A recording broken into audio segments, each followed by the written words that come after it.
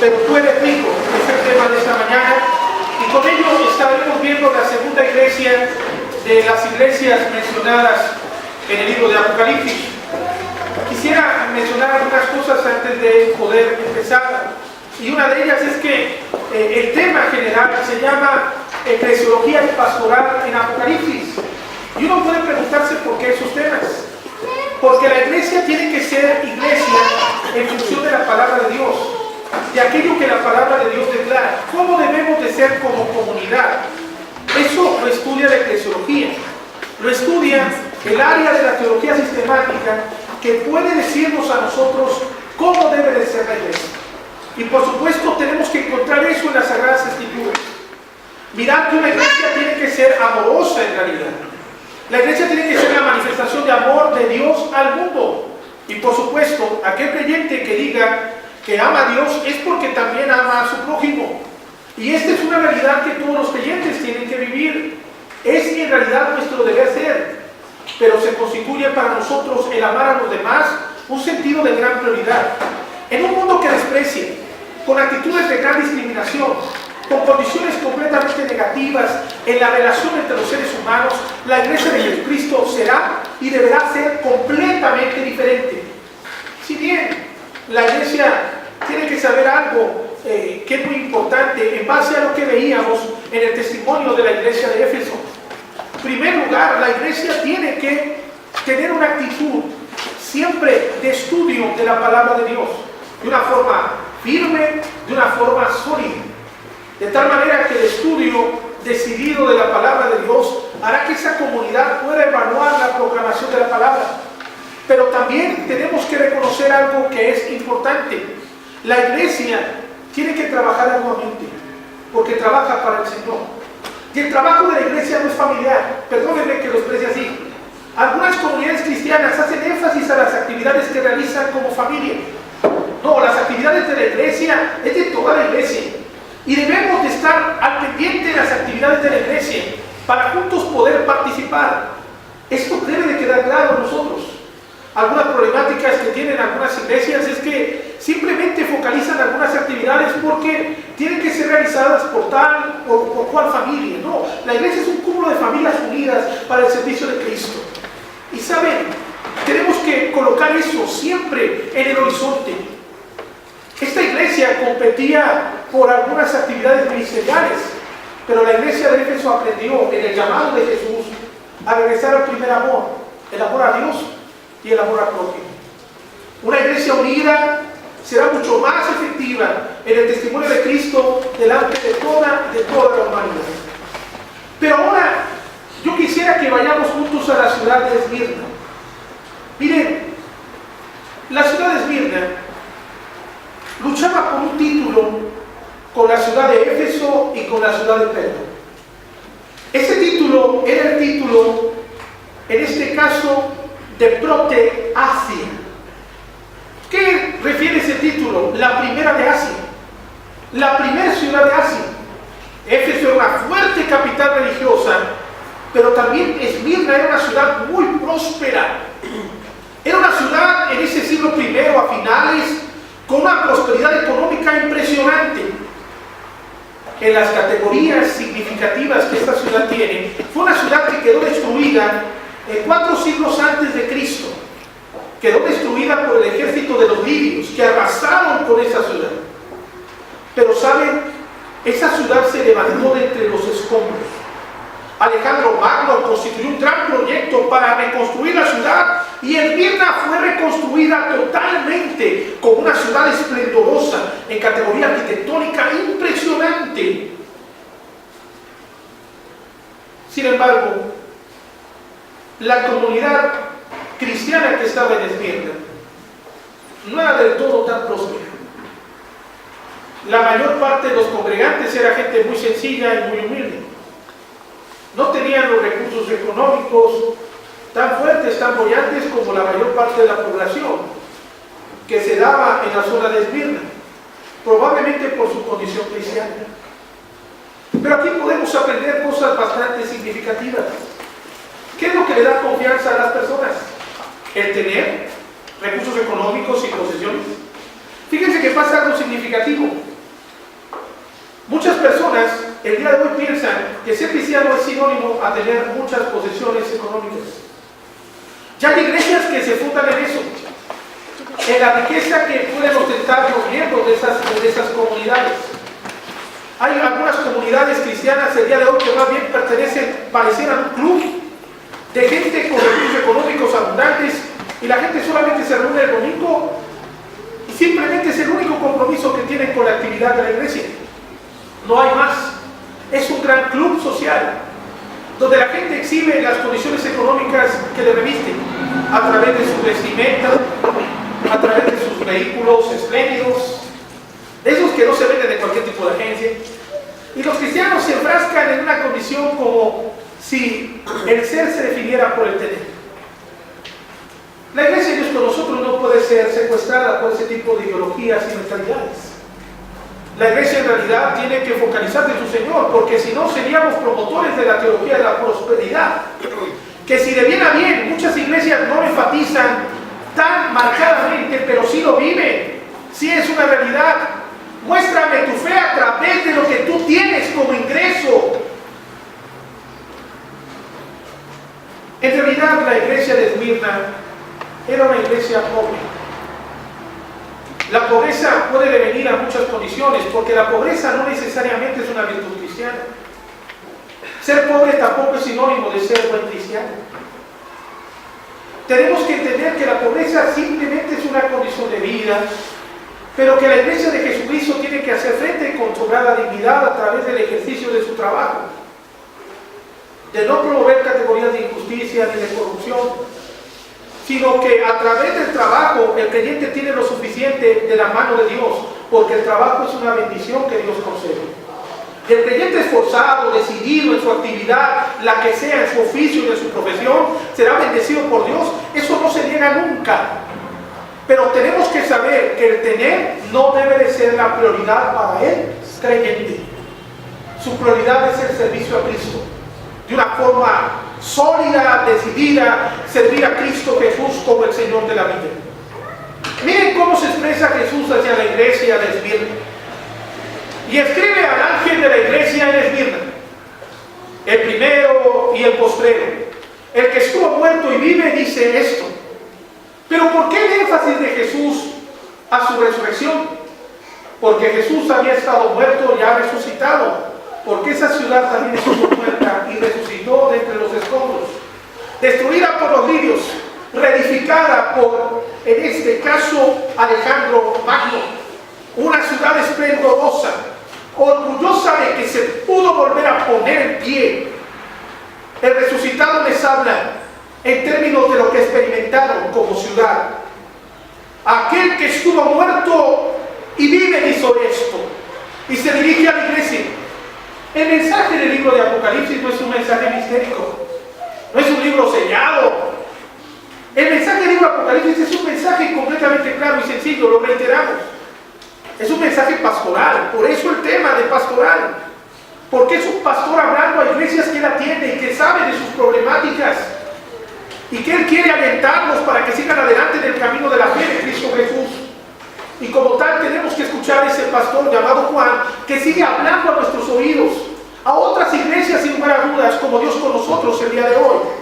Y nos sigue invitando a reflexionar en las palabras que el resucitado declara. Aquel que estuvo muerto y que vive, dice esto. Yo conozco tus obras y tu tribulación. Las obras de una iglesia es el actuar. Nadie más que Jesús conoce el actuar de cada iglesia. Jesús es aquel que nos conoce plenamente a todos, porque somos sus hijos. ¿Qué le podemos ocultar a Jesús? Absolutamente nada. Jesús nos conoce en totalidad. Él sabe en realidad las condiciones de nuestra vida, nuestras motivaciones, la ejecución de nuestras actividades. Nada hagáis por vanagloria ni por contienda, porque si algo se realiza así, en realidad no es correcto, ni es adecuado, ni será de edificación, ni será de bendición. A Jesús, que conoce a la iglesia de Jesucristo, puede integrar inmediatamente un sentido especial a esa iglesia, yo conozco tus obras, pero también tus tribulaciones. Las problemáticas que esa iglesia ha enfrentado por causa del testimonio de Cristo. Cada creyente, por causa del testimonio de Cristo, ha enfrentado algo en el transcurso de su vida. El desprecio, el rechazo. Como aquellos creyentes que tenían dificultad de estacionar sus vehículos en las proximidades del templo, porque de alguna manera identificaban que eran de esa iglesia evangélica y les decían: no, tú no te puedes estacionar aquí. Aquí no te puedes estacionar. Mejor búsquenle por otro lado. A veces la condición de ser evangélico es revestido por una condición de prejuicio que la sociedad tiene para aquel que es creyente en Jesús, como si fuera una enfermedad bastante contagiosa. Ojalá y así fuera, porque podríamos predicar el evangelio y la gente pudiera venir a Cristo y pudiera recibir de bien a bien, y ponen unos magníficos letreros en las puertas. Bueno, saben, amados hermanos, la iglesia debe de predicar a Cristo Jesús. A veces la gente está atribulada por muchas condiciones. Si bien Cristo también conoce tu tribulación, Él sabe lo que tú padeces, lo que tú estás experimentando, aquello que representa una problemática grande para tu vida. Jesús también la enfrenta contigo, porque Jesús es aquel que conoce tus obras, pero también conoce tus tribulaciones, como conoce las obras y las tribulaciones de esa iglesia en Esmirna. La iglesia de Esmirna había sido la primera en iniciar con el culto al emperador, aproximadamente en el año 195 a.C. Era una ciudad entonces proclive a adorar al emperador, y en esa adoración imperial el imperio les había favorecido. Pero en realidad eres rica. En eso estriba tu riqueza, porque tus pies están plantados en Dios, porque tu mirada está dirigida a Dios, porque tu actuar es definido por la palabra de Dios. No hay una condición meramente de pobreza en ti, porque en esa pobreza está tu riqueza. Que no nos engañen las condiciones contemporáneas, que piensan que la riqueza es el tener, porque la gente lo puede tener todo y vivir como si no tuviera nada. La gente lo puede tener todo, pero nunca se sentirá satisfecha en su ser, porque nada ni nadie puede llenar su corazón, porque Cristo es el único que puede llenar la vida. Jesucristo es el único que puede intervenir para dar riqueza verdadera al ser humano, porque el ser humano, cuando está en Jesús, lo tiene todo. Pero cuando vive lejos de Jesús y negando a su Señor, el ser humano no tiene nada. Eres pobre, conozco tu pobreza, pero tú eres rico en realidad. Pero también conozco la blasfemia de los que se dicen ser judíos y no lo son, porque son sinagoga de Satanás. Qué fuertes palabras de Jesús. Varios miembros de esta iglesia de Esmirna serían judíos, se habrían convertido al evangelio y estarían en una comunidad de gentiles y crecerían en la fe. El imperio había dado una concesión a los judíos de Esmirna. A través de escritos antiguos se puede reconocer que el imperio les había dado permiso de no adorar al emperador, porque eran judíos y porque eran muy celosos de su fe judía. Ellos por mandamiento no adorarían a alguien que no fuera Jehová de los ejércitos. Pero ¿por qué se constituyeron en sinagoga de Satanás? Porque los judíos acusaban a los judíos cristianos de no ser judíos como ellos, porque ellos adoraban a un tal Jesús. Y los calumniaban. Decían: esos cristianos no cumplen con las ni tampoco con nuestras leyes legitimaban la persecución a la iglesia. Los llevaban a los tribunales, porque era una sinagoga poderosa económicamente. Y al estar frente a los magistrados, compraban a la autoridad. Y los cristianos eran llevados a un castigo. El mismo Policarpo describe la condición de esas multitudes enardecidas en función de los cristianos, porque no renegaban la fe. Por eso esa sinagoga que estaba en Esmirna, al acusar a los cristianos, al llevarlos ante los tribunales, se habían convertido en instrumento de Satanás. Y en realidad eran eso, era una sinagoga de Satanás. La iglesia tiene que aprender algo, que en medio de toda condición adversa, de persecución, la iglesia tiene que ser firme en su fe.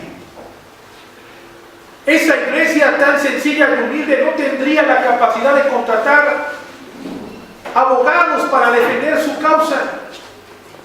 Así que eran acusados y llevados a los tribunales y la sentencia era firme y segura.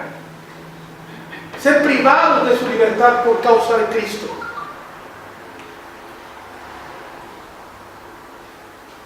Jesús no les dice que serán librados de la tribulación. Es interesante, porque a la iglesia de Esmirna es a la única iglesia que Jesús no le reprocha absolutamente nada.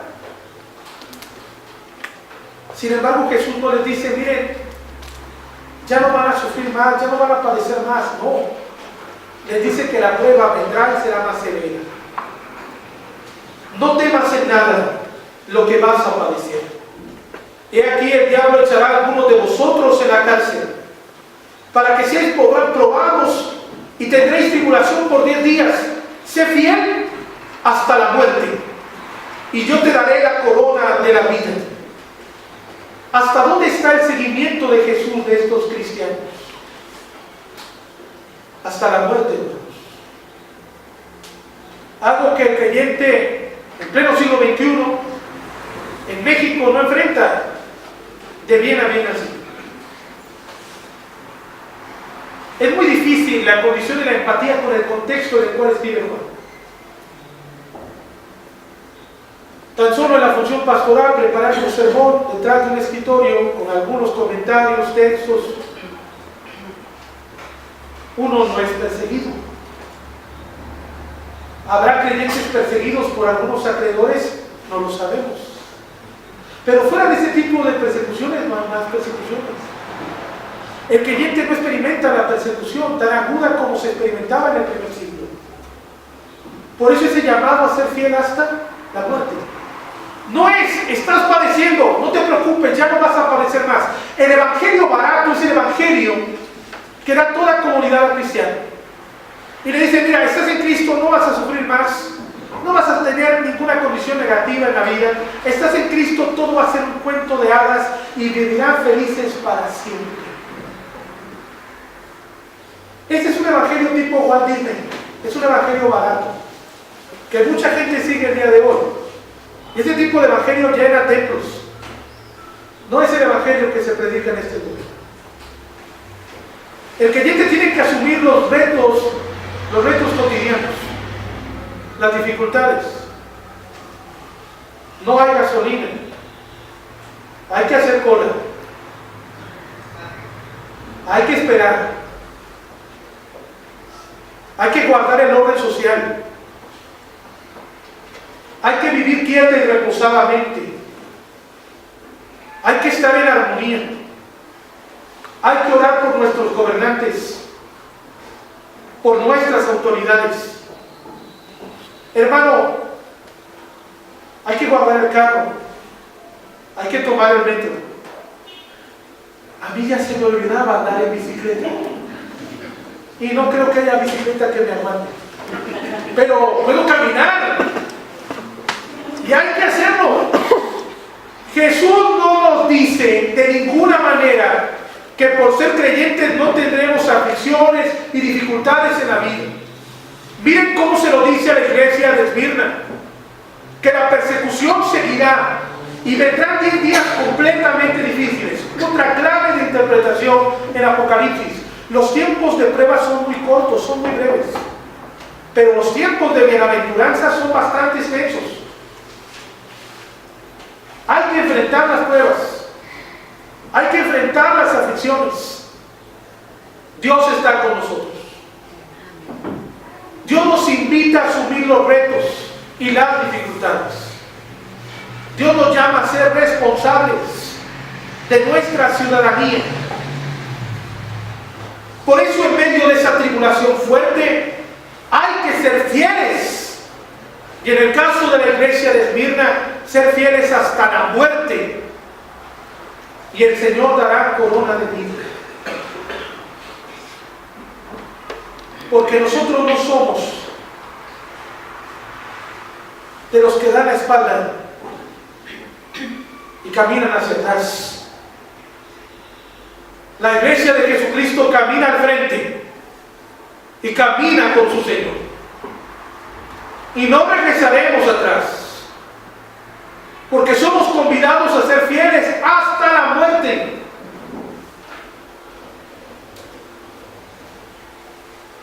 El que tiene oído, oiga lo que el Espíritu dice a las iglesias.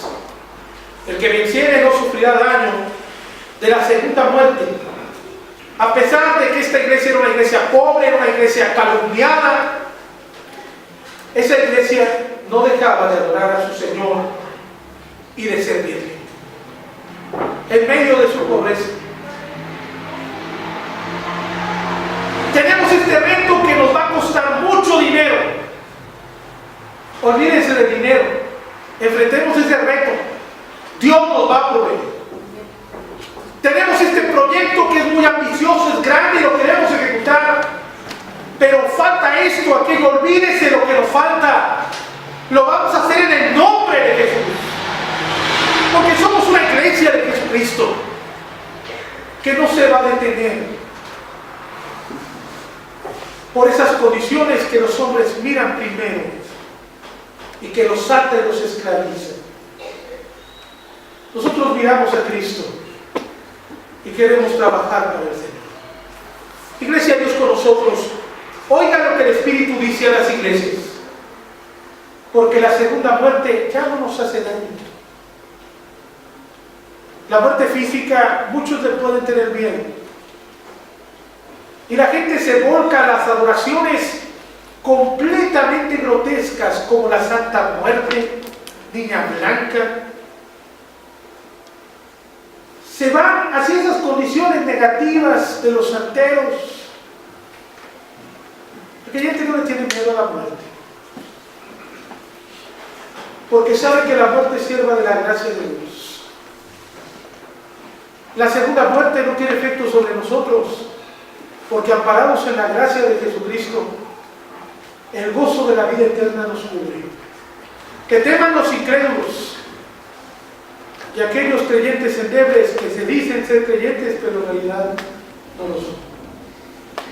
Que la iglesia de Jesucristo afirme sus pies en la fidelidad al Señor. Somos pobres, sí, pero en realidad somos ricos, porque confiamos en el Señor de la vida que nos sustenta. Somos pobres, pero somos ricos en Dios. Oremos.